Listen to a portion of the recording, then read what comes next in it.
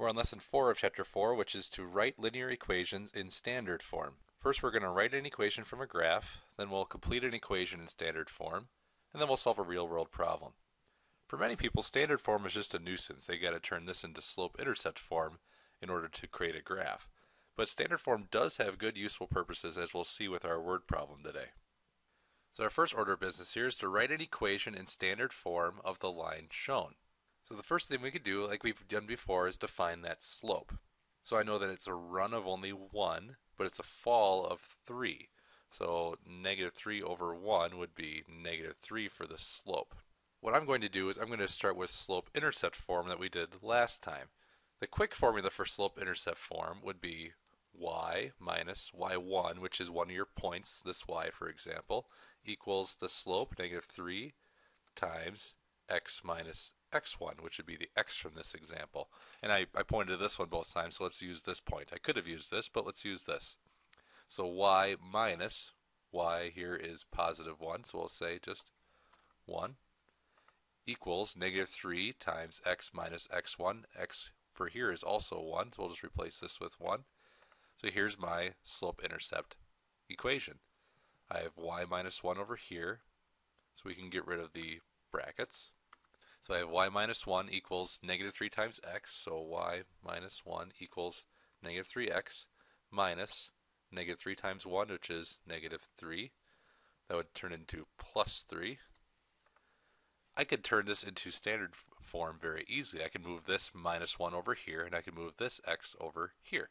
So if I had to add 1 to both sides, I would now have y equals negative 3x plus 4.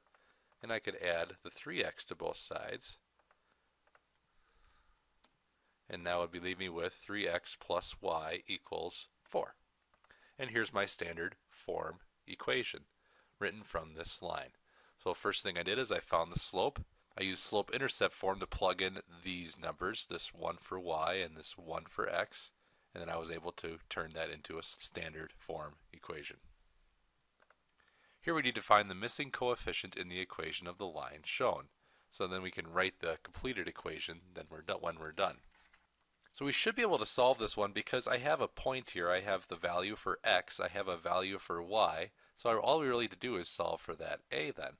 So if I plug in the negative 1 for x, it would be a times negative 1 plus 3 times y, which is 0. So 3 times 0 equals 2. Well, 3 times 0 is 0, so negative 1a plus 0 equals 2. So negative 1a equals 2. Divide both sides by negative 1. And that would give us a equals negative 2 divided by negative 1 would be negative 2. So now that I have a equals negative 2, I could plug that in for a, which would give me negative 2x plus 3y equals 2. And that would be my standard form equation from this line. Let's solve this problem then. Your class is taking a trip to the public library. You could travel in small and large vans. A small van holds 8 people, and a large van holds 12 people. Your class could fill 15 small vans and 2 large vans.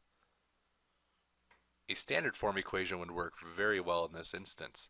Here I see that a small van holds 8 people. So we could do the number of small vans times 8.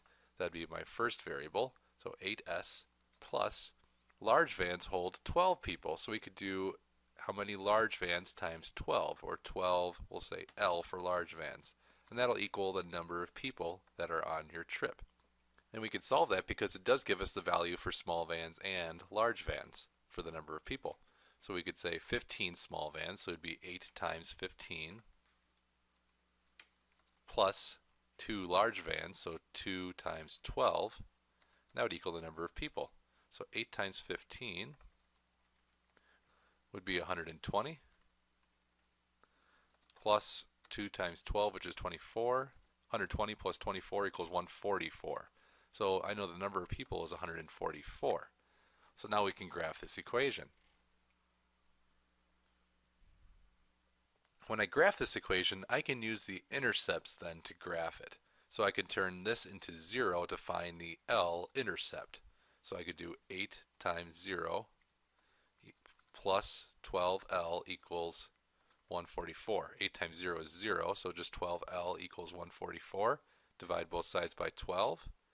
144 divided by 12 would be 12, so L equals 12 when S equals 0.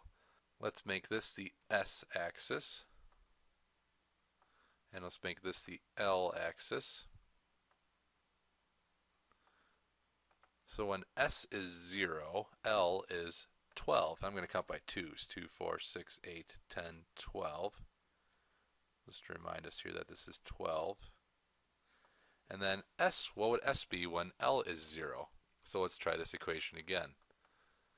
So we would do 8 times S plus 12 times 0 equals 144. So it would be 8 times S equals 144. Divide both sides by 8. So 144 divided by 8 would be 18. So when L is 0, S is 18.